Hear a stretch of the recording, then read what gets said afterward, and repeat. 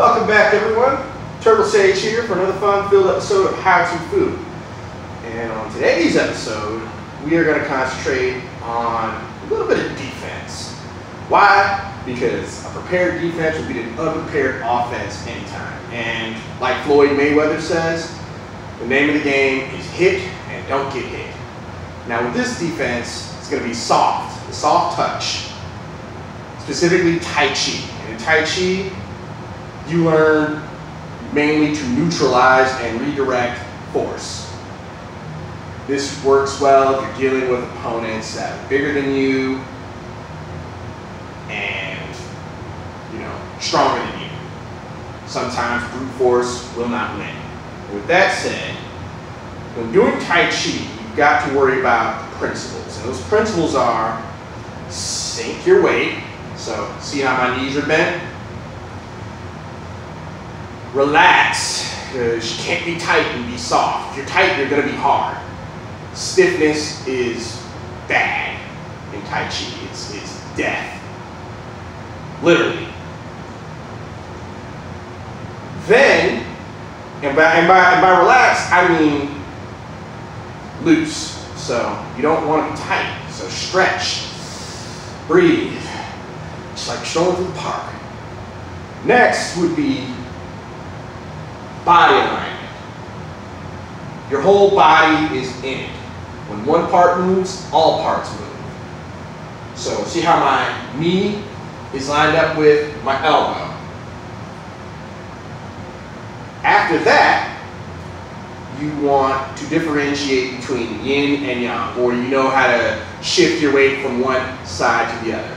So if I'm shifted like this, you can tell my weight is on my left, weight's on the right. When fighting, it's like that. That's the difference between yin and yang. Yang, yin. Where the weight is most concentrated, that is your yang side. Where it's not, that is yin. And we'll get into the Taoist philosophies at a later date and time, but you get the idea. After that, you want to be smooth, round, and continuous. Because, let's face it, a real fight, whether you're boxing, kickboxing, or wrestling, fencing, what have you, there is no stop and go. It's till the bell rings, till whoever gets knocked out or killed.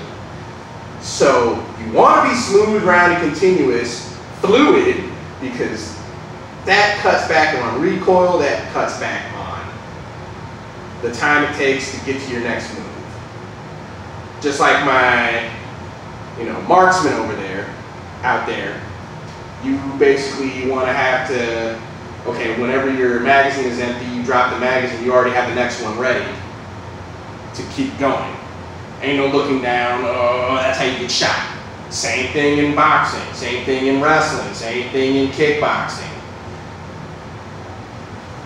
You want to be smooth, round, and continuous. Now, with that said, this is a basic move. You're kind of making a figure eight with your hands. And to do that, let's just say I'm in my horse stance, right? And my hand is down here. It's going to come up, it's going to come to the middle. Come to the middle, and I'm going to push upward when it gets to the middle. So it's right here. Hand, palm goes down, out. So an extra big, it's basically a figure eight. It's coming up. See how my shoulders are straight?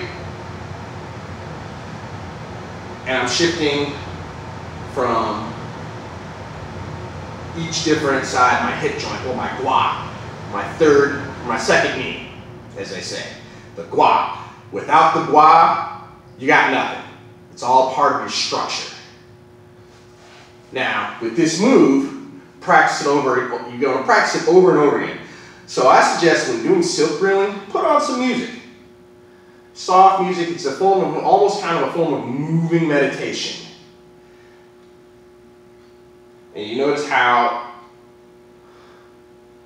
my lower abdomen, my dantian, is is leading my hand, not the other way around. My hand is following the dantian. And I'm pushing from the earth. This is how I get power, this is how I get stability. Almost looks like I can hypnotize somebody by doing this. Slow. You want to go slow? Because you want to get the move. You want to feel each and every point in your body all at once. Now, turtle sage.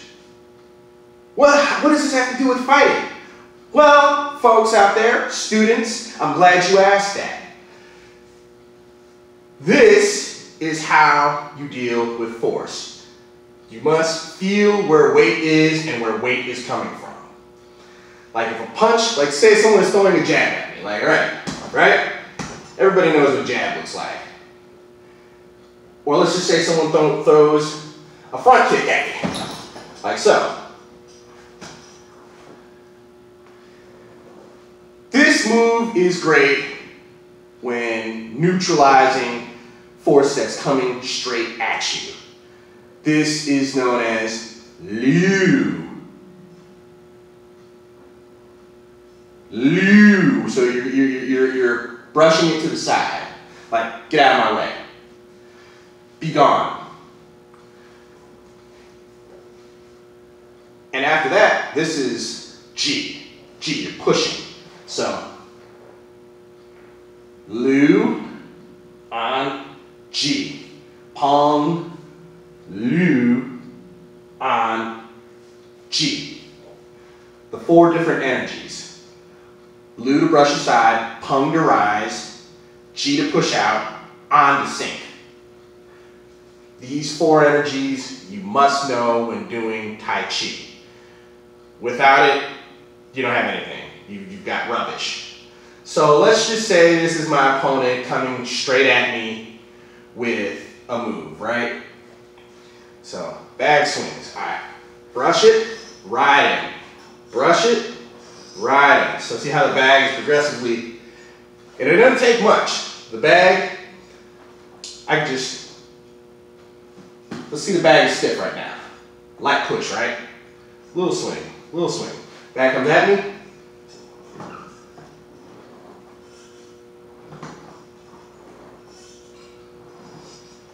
So in a high-speed conflict, so let's just say I'm boxing, I have my hands up to the peekaboo stance, right? Peekaboo stance. Someone throws that jab, I move my head at the same time and sink on this back foot while I'm pushing. So that punch comes in, I catch it in mid-flight. I don't necessarily catch it, I roll with it. Literally roll with it. Boom, boom. And it's the same way Floyd Mayweather's shoulder roll works. So, let's just say this comes in, right?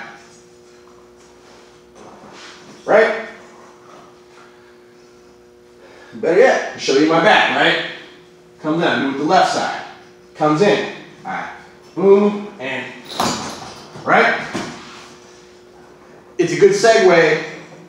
So you stop this, you get them, they run into you. It's a good way to hit them with a shoulder strike.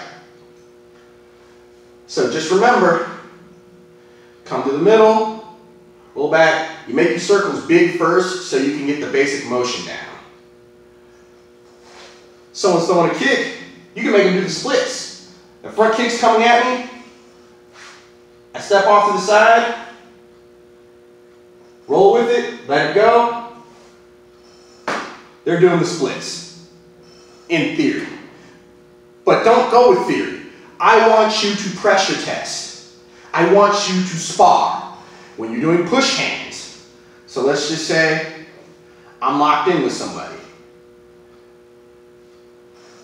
Someone gets extra aggressive. This is perfect move.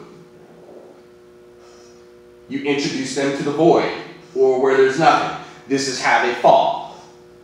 A good basic move to work on. You want to have liu down. You want to have that brush aside energy down.